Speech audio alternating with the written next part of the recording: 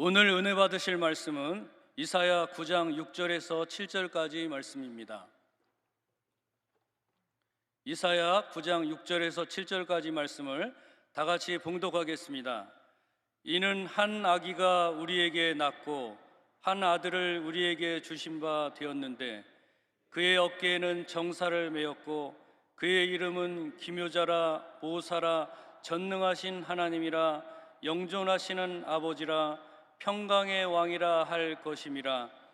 그 정사와 평강의 더함이 무궁하며 또 다윗의 왕자와 그의 나라에 군림하여 그 나라를 굳게 세우고 지금 이후로 영원히 정의와 공의로 그것을 보존하실 것이라. 만군의 야훼에 열심히 이를 이루시리라. 아멘. 에베네셀 찬양대에 한 편의 설교보다 더 좋은 찬양, 우리 다시 한번 하나님께 영광 돌리고 감사의 박수 드리겠습니다. 우리 옆에 계신 분하고 한번 인사하시겠습니다. 메리 크리스마스. 메리 크리스마스. 한 번 더 합니다. 성탄의 기법이 넘치시길 바랍니다.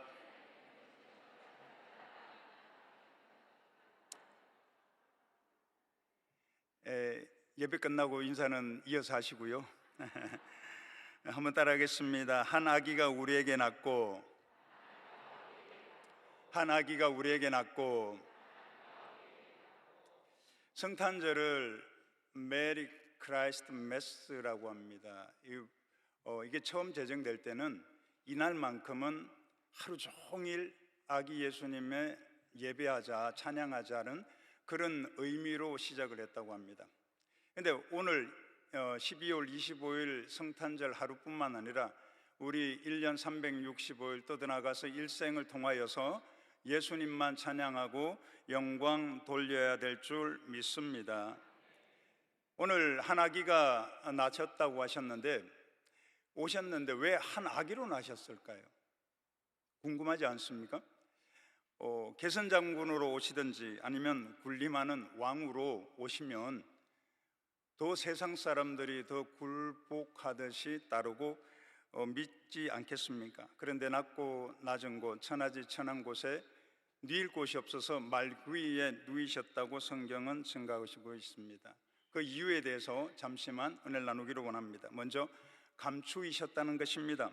오늘 말씀 보니까 이는 한 아기가 우리에게 낳고 한 아들을 우리에게 주신 바 되었는데 라고 말씀하면서 아기의 정체성에 대해서 뒤이어 연이어 말하고 있습니다. 어깨에는 정사를 메었고 기묘자, 모사, 여기서 모사란 말은 카운셀러, 즉 변호사라, 또 나아가서 상담자를 이야기합니다. 전능하신 하나님이라고 말씀하고 있고 영존하신 아버지, 평강의 왕이라 할 것입니다. 그 정사와 평강의 더함이 무궁하며 또 다윗의 왕자와 그의 나라에 군림하여 그 나라를 굳게 세우고 지금 이후로 영원히 정의와 공의로 그것을 보존하실 것이라. 만군의 야훼 열심히 이를 이루시리라 라고 말하고 있습니다.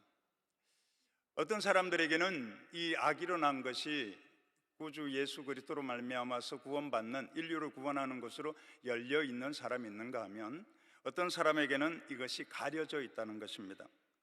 이 예수님께서 이 땅에 오실 때 요한복음 1장 5절을 보니까요, 빛이 어둠에 비추되 어둠이 깨닫지 못하더라 그랬습니다. 어둠이 깨닫지 못하는 그 비밀 가운데 가려져 있다는 것입니다. 다시 말씀드리면 포장되어 오셨다는 것입니다. 포장되어 오셨다는 것은 그 포장을 개봉하고 열어봐야지만이 그 포장 안에 감추어진 비밀한 선물을 볼 수 있다는 것과 동일하다는 것입니다. 이사야서 7장 14절 말씀에 그러므로 주께서 친히 징조를 너희에게 주실 것이라. 보라, 처녀가 잉태하여 아들을 낳을 것이요 그 이름을 임마누엘이라 하리라 라고 했습니다. 상식과 논리, 과학과 학문으로 이해되지 않기 때문에 이 세상에서는 받아들이지 못하고 거부하는 많은 사람들이 있습니다. 부인하기도 합니다. 그럴 수밖에 없는 것이, 모든 것을 예수 그리스도의 아기로 나심은 모든 것을 초월해서 우리에게 주어진 것이기 때문입니다. 연예인 교회가 처음 태동되기 전에 지금은 천국 가셨습니다. 구봉소 장로님 댁에서 성경 공부로 시작을 되었다고 합니다. 이 처녀가 잉태했다는 이 말을 듣고 그 성경 공부에 모인 사람 중에 한 분이 의심을 참 많이 했답니다. 이런 질문 저런 질문을 하고 꼬투리를 잡고 옥신각신하면서 어떻게 해서 처녀가 잉태를 할 수 있냐, 그리고 또 더 나아가서 처녀가 잉태를 했는데 그 남편은 그 아이가 누구의 아이인지, 또 더 나아가서 그걸 진이도 알아보지 못하고 어떻게 그 부인과 아이를 자기 부인으로 맞아들일 수 있냐고 그렇게 따지더랍니다. 그랬더니 그 이야기를 듣고 계신 구봉서 장로님께서 한마디 하셨답니다. 지서방이 괜찮다고 하는데 네가 왜 난리냐고. 그만큼 닫혀있는 사람들에겐 가리워져 있으면 그것을 알 수 없다는 것을 우리는 이 구봉서 장로님께서 말씀하신 것을 통하여서도 알 수 있습니다. 고린도전서 2장 7절 말씀에 보니까 오직 은밀한 가운데 있는 하나님의 지혜를 말하는 것으로 곧 감추어졌던 것인데 하나님이 우리의 영광을 위하여 만세 전에 미리 정하신 것이라 라고 말하고 있습니다. 감추어졌지만 이미 만세 전에 정하여진 내용이라고 성경은 우리에게 말씀을 하고 있습니다. 그러므로 우리가 예수님을 증거할 때 기도를 해야 되는 이유가 바로 여기 있습니다. 믿지 않는 자들이 영 안에 감추어져 있기 때문에 이 비밀을 알 수가 없습니다. 그걸 볼 수 있도록 우리가 함께 기도해 주어야 하는 것이 바로 고린도후서 4장 4절은 이렇게 말씀하고 있습니다. 그 중에 이 세상이 신이 믿지 않은 자들의 마음을 혼미하게 하여 그리스도의 영광의 복음의 공체가 비치지 못하게 하미니 그리스도는 하나님의 형상이니라 라고 하고 있습니다. 현대인의 성경이 좀 더 우리가 이해하기 쉽게 번역을 하고 있습니다. 이 세상의 신인 사탄이 믿지 않는 사람들의 마음을 어둡게 했기 때문에 그들은 하나님의 모습인 그리스도의 영광에 대한 기쁜 소식의 빛을 볼 수가 없습니다 라고 하고 있습니다. 심령의 가난은 저와 여러분들, 또 더 나아가서 구원받기로 작정된 자들은 심령이 가난하기 때문에 이 비밀한 것을 밝히 볼 수 있는 은혜가 있습니다. 그런데 가려진 영혼들은 그 뒤에 사탄이 있기 때문에, 사탄이 가려 놓았기 때문에 그 사탄이 떠나가고 또 떠나가서 이 기쁜 소식의 빛이 비출 수 있도록 우리가 함께 기도해야만이 이 아기 예수님이 증거되고 구원 얻는 역사가 있다는 것을 믿으시길 바랍니다. 그러므로 이 기쁜 소식의 빛이 비칠 수 있도록 우리가 함께 기도하며 이 땅의 구원자로 오신 아기 예수님을 증거하는 우리 모두가 되시기를 주님의 이름으로 축원합니다. 두 번째는 선택하심이라는 것입니다. 이 선택이라는 것은 우리를 선택하셨다는 말이 아닙니다.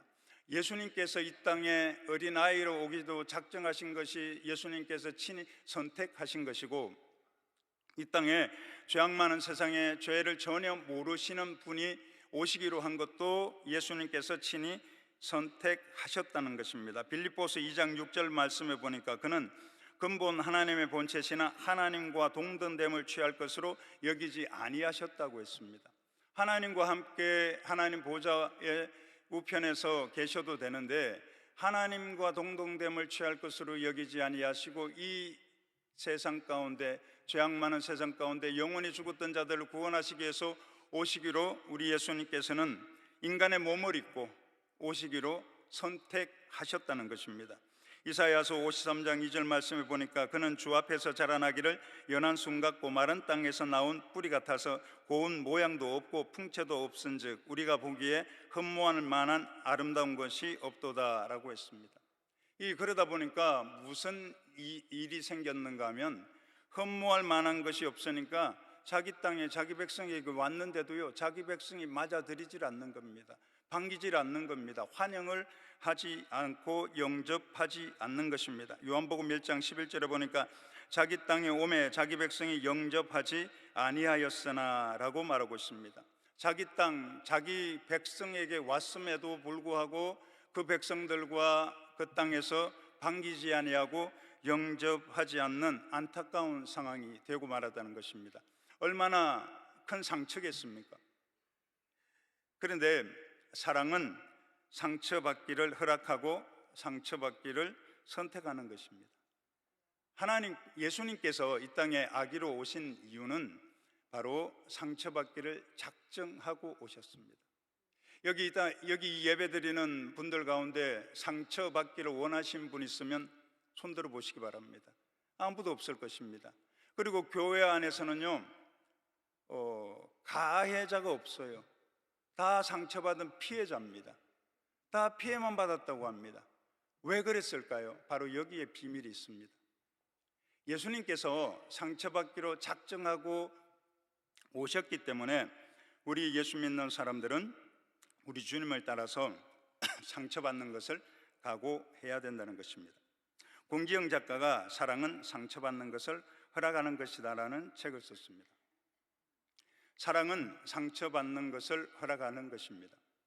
우리 예수님께서 바로 상처받기를 허락하셨기 때문에 이 땅에 오신 것처럼 저와 여러분도 혹여 신앙생활하면서 믿음의 권속도를 통하여서 받는 상처가 있다면 그것을 선택하는 은혜가 있기를 주님의 이름으로 축원합니다. 우리 부모님들을 한번 보시기 바랍니다. 부모님들은 상처받기를 작정하신 분 같습니다. 웬만한 일에 대해서는 그것으로 인하여 상처받지 않습니다. 힘들어하지 않습니다. 뒤돌아서서 홀로 눈물은 흘리는 일이 있을지라도 그 상처를 자식들에게 하소연하지는 않지 않습니까? 바로 이게 하나님께서 가지신 그 마음과 동일하다는 것입니다. 상처받기를 각오하고 오신 선물이 바로 우리 주 예수 그리스도라는 것입니다. 이사야서 53장 3절 말씀에 보니까 그는 멸시를 받아 사람들에게 버림받았으며 강고를 많이 겪었으며 질고를 아는 자라 마치 사람들이 그에게서 얼굴을 가리는 것 같이 멸시를 당하였고 우리도 그를 귀히 여기지 아니하였도다. 귀히 여기지 않았다는 것이에요. 그리고 당연한 것으로 여겼다는 것입니다. 상처받는 것을 당연한 것으로 여기신 아기 예수님 같이 오늘 이 자리에서 예배하는 모든 분들도 혹여 신앙생활하면서 알게 모르게 받는 상처도 있을 것이고 의도적으로 받는 상처도 있을 것입니다. 그것으로 인하여 너무 절망하고 낙담하고 시험 들고 오늘은 이 지역 있겠다, 상처받으면 저 지역으로, 오늘은 이 교국 있다가 상처받으면 저 교구로, 저 교회로 옮겨 다니는 그런 일이 없기를 바랍니다. 누가복음 2장 7절에 보니까 첫 아들을 낳아 강보로 싸서 구유에 누였으니 이는 요관에 있을 곳이 없음이러라 그랬습니다. 있을 곳도 없어가지고 마국간에서 구유 위에 누임받은 이 안타까운 상황, 세상 가운데 예수님께서 오셨지만 예수님을 받아들일 수 없는 그 상황과 같습니다. 물질 만능주의에 살아가고 있는 이 세대와 동일하게 예수님의 복음을 전해도 받아들이지 않는 것과 동일하다는 것입니다. 그러나 예수 그리스도의 복음을 우리가 영접하게 되면, 우리 영혼 가운데 빈방에 예수님을 모셔드리게 되면 그 예수 그리스도로 말미암아 우리가 얻는 놀라운 은혜는 단순히 영원한 생명, 천국을 가는 것뿐만 아니라 이 땅에서도 영혼이 잘되고 범사가 잘되고 강건하고 생명을 얻되 풍성하게 얻는 놀라운 은혜가 있다는 것을 믿으시길 바랍니다. 시인과 촌장이 하덕규 씨가 부른 가시나무 그 가사, 노래 가운데 가사가 그런 내용이 있지 않습니까? 내 안에 내가 너무 많아서 예수님 계실 곳이 없다. 우리 스스로를 한번 돌아보시기 바랍니다. 내 안에 내가 너무 많아서 예수님이 계실 곳이 없는지, 아니면 내 심령 가운데 항상 비어 있어서 예수님이 계신지 한번 돌아보시길 바랍니다. 1891년 비바람이 몰아치는 날 필라델피아에 있는 어느 호텔에 노부부가 들어왔습니다. 노부부가 들어와서 빈방이 있습니까? 했습니다. 그런데 하필이면 그날따라 그 호텔에 빈방이 없었습니다. 이 종업원이 그 노인 어른들이 부부가 와서 빈방을 찾는 것을 보고 너무 안타깝고 안쓰러워서 이 호텔 저 호텔 전화를 해서 일일이 알아봐 주었습니다. 그런데 하필이면 그날따라 다 만실이에요. 빈방이 없었습니다. 빈방이 없어서 어쩔 수 없이 돌아서 나가는 그 노부부에게 이 종업원이 뭐라고 했는가 하면, 괜찮으시다면 누추하지만 내 방이라도 내어드릴까요? 저는 이곳의 직원이기 때문에 어느 곳에든지 잠시 쉬면 됩니다 라고 했습니다. 그래서 어쩔 수 없이 노부부는 갈 곳이 없기 때문에 그 종업원의 빈 방에 들어가서 하루를 묵고 나왔습니다.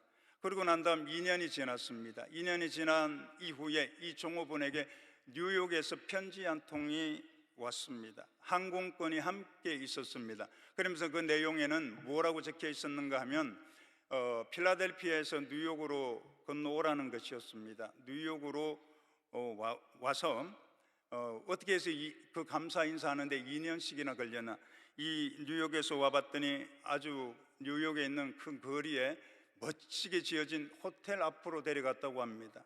그 호텔 앞으로 데려가 가지고는 자네 이 호텔 어떤가 물었더니 호텔이 좋기는 하지만 제가 묵을 수 있는 형편이 못 됩니다. 그랬더니 아니, 자네가 묵으라고 한 것이 아니라 자네가 이 호텔을 경영하게나, 그렇게 했다는 것입니다. 빈방이 없어가지고 종업원의 방을 한번 빌려줬더니 이런 역사가 있는데, 우리 영혼 가운데 우리 영혼의 빈방에 예수님을 모셔드리게 되면 놀라운 은혜의 역사가 있다는 것을 믿으시기를 주님의 이름으로 축원합니다. 그러므로 상처받기를 각오하고 오신 우리 예수님 같이 우리 또한 복음을 전하면서 상처받는 것, 또 구역을 활동하면서 상처받는 것, 믿음생활, 신앙생활, 또 나아가 지구역장으로 활동하면서 봉사하면서 상처받는 것, 그거는 당연하게 선택하시고 이제는 우리 주님과 같이 나아가서 주님의 복음을 전하는 믿음의 사람들이 다 되시기를 주님의 이름으로 축원합니다. 우리 예수님께서 아기로 오신 이유는 바로 낮아지심이라는 것입니다. 겸손하기 때문에 이 땅에 아기로 오셨습니다. 하늘 보좌를 버리시고 이 천하고 천한 땅에 죄를 모르는 분이 오신 것입니다. 사랑은 강하게 밀어붙여야지 된다고 오해들을 하는데 그것은 착각인 것 같아요. 사랑은 강하게 밀어붙인다고 되는 것이 안 되더라고요. 사랑은 약해야만이 잘 되는 것 같습니다. 이 어머니들이 아이를 낳아서 키울 때 강하게 훈련시킵니까? 스파르타식으로? 그렇지 않습니까? 애지중지에서 넘어질까 다칠까 싶어가지고 약한 모습 가지고서 그 아이들을 보듬어 주지 않습니까? 바로 사랑은 약하기 때문에 예수님께서는 낮아지기를 또한 작정하셨던 것입니다. 이스라엘은 메시아가 올 때 철장 권세를 가지고 개선 장군처럼 오는 것을 기대했습니다. 시편 2편 9절에 보니까 내가 철장으로 그들을 깨트리며 질그릇같이 부수리라 하시도다. 철장 권세를 오는 메시아를 기다리고 있기 때문에 지금도 유대인들은 그 철장 권세를 가지고 오는 메시아를 기다리고 있지 않습니까? 그러나 빌립보서 2장 7절 말씀을 보니까 오히려 자기를 비어 형체를 가지사 사람들과 같이 되셨다. 사람과 같이 낮아지셨다. 사람과 같이 겸손하게 되셨다고 성경은 증거하고 있습니다. 예수님이 아기로 오신 것은 약한 자로 오셨다는 것을 말씀하고 있습니다. 하늘 보좌를 버리시고 겸손하게 이 낮은 땅에 기쁨의 좋은 소식과 평화의 사도로 오셨다는 것을 믿으시길 바랍니다. 누가복음 2장 14절에 보니까 지극히 높은 곳에는 하나님께 영광이요 땅에서는 하나님이 기뻐하는 사람들 중에 평화로다 하니라라고 말하고 있습니다. 지극히 높은 곳은 하나님의, 그렇기 때문에 평강이라는 것입니다. 아기 예수님이 이 땅에 오셨기 때문에 하나님이 기뻐하는 사람들 중에는 평화의 역사가 그 아기 예수님 때문에, 낮아지신 예수님 때문에 임한다는 것을 믿으시길 바랍니다. 겸손을 가지고서 낮아졌을 때, 자기 특권을 내려놓았을 때 생명을 살리는 역사가 있게 되는 것입니다. 영화 국제시장을 보셨습니까? 그 국제시장에 보면 중공군이 개입함으로 인해 전술을 행함으로 인해서 흥남부두에서 철수하는 장면이 있습니다. 그때 당시에 흥남부두에서 약 20만이 남쪽으로 피난을 내려왔다고 합니다. 10만은 군인들이었고 10만은 일반 사람들이었다고 합니다. 그때 귀하게 쓰인 배 중에 하나가 원유 수송선이었는데 메르디스 빅토리오라고 하는 그 배가 있습니다. 여기에는 승무원 47명이 탈 수 있을 그런 배로 선실과 또 들어가서 귀관실 또 쉴 수 있는 공간으로 그렇게 되어 있고 부식도 그것만큼만 실을 수 있을 정도로 되었다는 것입니다. 그런데 이 철수를 해야 되는데 끊임없이 몰려오는 피난민들 때문에 그들을 어떻게 해야 될까 고민을 참 많이 했었다고 합니다. 그때 김백일 장군이 이야기를 했다고 합니다. 사람부터 태워라. 무기 버리고 원유도 버리고 사람부터 태워라. 사람부터 태워라. 그러지 아니하면 우리는 여기서 끝까지 싸우다 죽겠다라고 했다는 것입니다. 옥신각신하다가 사람을 태우고 16시간에 걸쳐서 1만 4천 명을 태웠다고 합니다. 1만 4천 명을 태우게 돼서 그 빅토리오 선장인 레너드 라루가 있는데 그의 나이 35세였다는 겁니다. 이분이 기도하는 사람이었습니다. 기도하는 중에 그가 이런 마음을 하나님께서 주셨다고 합니다. 네가 약하지만 선장이라는 특혜를 가지고 있지 않느냐. 사람을 건져라. 그래서 사람을 건지기로 작정을 하고 16시간에 거쳐서 태워서 1만 4천여 명을 데리고서 12월 22일에 흥남을 출발해서 25일 성탄절에 거제도에 도착하게 되었다고 합니다. 그래서 크리스마스의 기적이라고 하는 이야기가 나와 있다고 합니다. 1만 4천 명이 탔는데요, 누울 자리도 없고 앉을 자리가 없어서 다 빽빽하게 서가지고 있었다고 합니다. 다큐멘터리를 이 설교 준비하면서 한번 유튜브에 있는 것을 내용을 봤더니요, 다 서가 있고, 그리고 난 다음에 거기에 함께 선실에 일했던 사람이 많은 사람들이 죽어 있을 것 같아서 봤더니 한 사람도 죽은 사람이 없었고, 오히려 그 난리통에 5명의 아이가 출생을 해서 14,005명이 도착했다는 것입니다. 그 5명의 이름을 짓지 못해가 김치1, 김치2, 김치3, 김치4, 김치5라고 지었다고 합니다. 그러면서 그가 이 라루 성장이 나중에 세상을 떠난 후에 그 기사에 이렇게 밝히고 있습니다. 흥남에서 기적을 만든 것은 자신의 힘이 아니었기에 평생 자랑으로 여기지 않았다. 우리 배에 키를 잡고 계신 분은 하나님이었다라고 말씀했다는 것입니다. 그리고 난 다음 그가 어떻게 해서 그렇게 살릴 수 있었냐고 끝까지 집요하게 물었더니 어떤 분에게 이렇게 말했다고 합니다. 요한복음 15장 13절, 사람이 친구를 위해서 자기 목숨을 버리면 이보다 더 큰 사랑이 없나니라고 하면서 이것이 답이다라고 했다는 것입니다. 여러분, 어떨 때 구원의 역사를 나타내고 사람을 살릴 수 있겠습니까? 큰 지위에 있습니까? 큰 높은 위치에 올라가야 되겠습니까? 권력을 가져야만이 살릴 수 있습니까? 많은 부귀 영화를 가져야만이 살릴 수 있습니까? 오히려 아닙니다. 내려왔을 때, 권력이 있는 자리에서 내려오고 부귀 영화에서 내려오고 내 높은 지위에서 내려왔을 때, 낮은 자리에 위치했을 때 오히려 생명을 살리는 것은 더 쉬운 것입니다. 그러므로 우리 교회 안에서는 오직 예수님만 높여지고 모두가 다 낮은 곳으로 내려오게 되면 하나님의 영광이 드러나고 구원의 역사가 나타나고 생명을 살릴 수 있다는 것을 믿으시기를 주님의 이름으로 축원합니다. 아기 예수님께서 이 땅에 오신 이유는 바로 이런 모습 때문에 그렇다는 것입니다. 그러므로 우리가 아기 예수님과 함께 낮아짐으로 생명을 살리고 또 더 나아가서 주님의 영광을 드러내는 영원히 죽었던 자들, 지금도 죽어가고 죽음을 향하여 달려가고 낙심하고 좌절하고 절망하고 있는 영혼들에게 이 땅에 생명을 주시기 위해서 구원자로 오신 아기 예수님을 전함으로 그들의 구원의 역사가 나타나고 또 더 나아가 희망과 소망을 전하는 축복의 통로와 주인공 모두가 되시기를 주님의 이름으로 축원합니다. 기도하겠습니다. 살아계신 하나님, 영원히 죽었던 우리를 구원하기 위해서 이 땅에 오신 아기 예수님을 선물로 보내주심을 감사드립니다. 감추어진 선물을 풀어 전하는 증인 되도록 은혜를 다하여 주옵소서. 사랑하기에 상처받는 것으로 인해 더 이상 시험되지 않게 하시고 낮아지신 주님의 본을 따라 생명을 살리는 우리 모두가 되도록 은혜를 다하여 주옵소서. 예수님 이름으로 기도드립니다. 아멘. 마음에 소원이 있으면 가슴에 손을 주시고, 아픈 곳이 있다면 믿음으로 아픈 곳에 손을 주시기 바랍니다. 살아계신 아버지 하나님, 이 땅에 오실 이유가 없는 우리 예수님께서 영원히 죽었던 자들을 구원하시기 위해서, 버러지 형상 같은 저희들을 구원하시기 위해서 감추어진 비밀로 이 땅에 왔지만 자기 백성들이 어리석어서 환영하지 못하고 영접하지 못한 것 주여 불쌍히 여겨 주옵소서.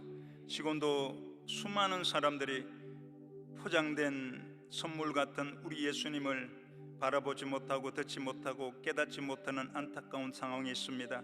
하나님, 그들에게 아버지 하나님 가리워진 그 영안이 생명의 빛으로 말미암아 변화되어 주 예수님을 구주로 영접하는 은혜가 있도록 역사하여 주옵소서. 아울러 아버지 하나님, 상처받기를 작정하신 우리 예수님같이 더 이상 상처받았기 때문에 사명의 자리, 예배의 자리, 봉사와 섬김의 자리, 내가 있어야 될 그 믿음의 자리를 이탈하는 죄를 범하지 않게 도와 주시옵시고, 우리 예수님께서 우리를 구원하시기 위해서 받았던 상처, 우리가 어찌 감당할 수 있겠습니까? 그러나 남은 상처는 우리가 함께 감당하며 주님 나라를 확장하고 주의 복음을 전하는 정인들 되도록 은혜를 다하여 주옵소서. 아울러 아버지 하나님, 낮아지기 원합니다. 겸손해지기 원합니다. 높아진 마음이 낮아지게 하셔서 더욱 하나님 주의 복음을 전하고 생명을 살리는 축복의 통로와 주인공이 모두가 되도록 은혜를 다하여 주옵소서. 아버지 하나님, 마음에 소원이 있어 가슴에 손은 졌습니다. 우리 가정과 산업과 자녀와 건강 범사 가운데 아버지 크고 작은 문제를 주님 앞에 하려니 주님 들으시고 응답하여 주옵소서.